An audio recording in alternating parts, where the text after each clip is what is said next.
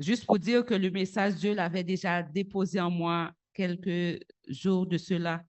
Donc, il n'y a rien que j'ai ajouté pour ce soir. Donc, j'ai vu hier soir, ça parlait autour de ce message.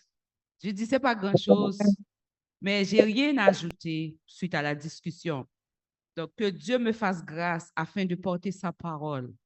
Parce que Dieu choisit des vases vides, des vases sans valeur, pour déposer ce qui est précieux. Donc, cette parole que Dieu va m'utiliser pour vous apporter, ce n'est pas la parole d'une femme, mais c'est Dieu. Si vous êtes là ce soir, Dieu a voulu vous parler.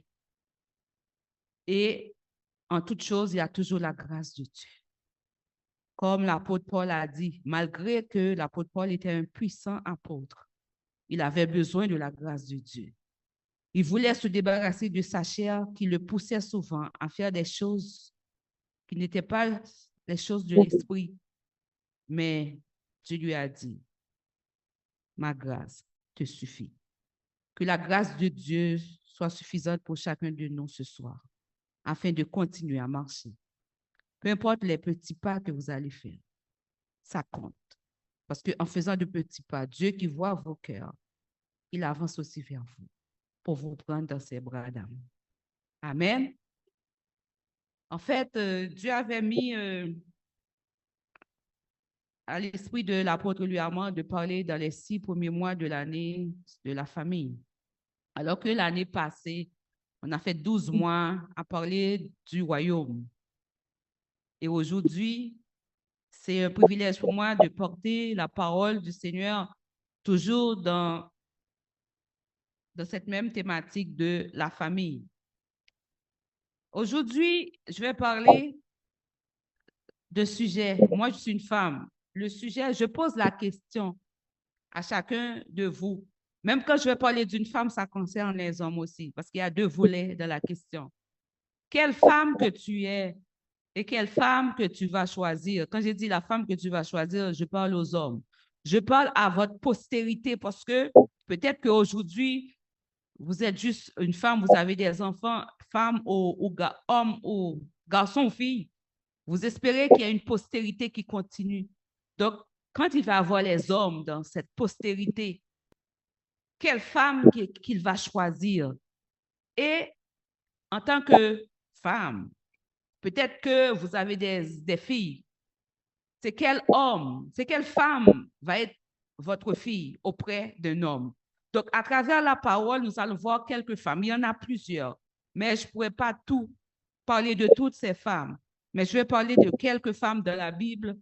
Il y a certaines femmes, on va voir en fonction de qui étaient ces femmes et c'était quoi la famille et vice-versa. Donc, en fonction de qui est la femme, donc ça a un impact sur la famille. On est là? Donc, tout d'abord, je vais retourner à la Genèse, là où la famille a pris naissance. Donc, on voit qu'au début, au commencement, lors de la création, dans Genèse chapitre 2, versets 18 à 20, il y a 25, il y a des lectures que je ne vais pas faire. Je vais juste vous faire un résumé de la parole. Il y a certains endroits où je dois lire la parole aussi. Donc, je vais lire pour vous dans Genèse 2, versets 18 à 25. L'Éternel Dieu dit, il n'est pas bon que l'homme soit seul. Je lui ferai une aide semblable à lui. Donc, si on retourne dans l'histoire de la création, on va voir tout ce que Dieu a créé. Il a dit, il était bon.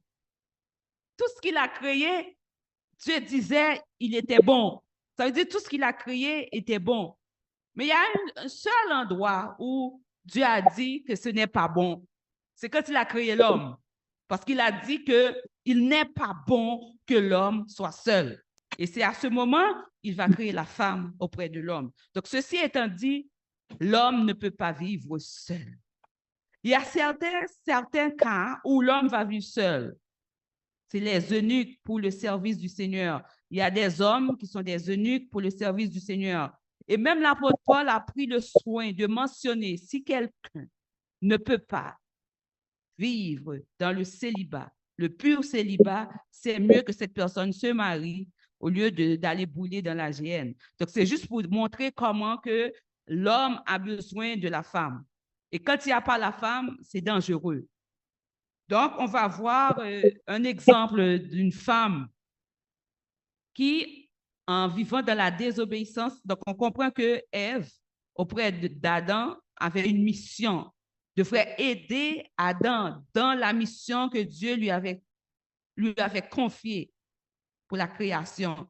Mais on va voir cette femme qui va être portée à la désobéissance, va être une porte ouverte pour que Adam n'accomplisse pas cette mission qui lui avait été confiée. On voit la désobéissance. On voit quelqu'un qui n'a pas obéi à la voix du Seigneur, malgré que Dieu lui avait parlé. Dieu a parlé à chacun. Mais cette femme n'a pas écouté. Et comme on sait, c'est ce qui a causé le péché dans le monde. Aujourd'hui, c'est la désobéissance. Mais on va voir plus loin une autre femme qui s'appelle la femme de Lot. Lot, c'était le frère d'Abraham. Alors que cette famille vivait dans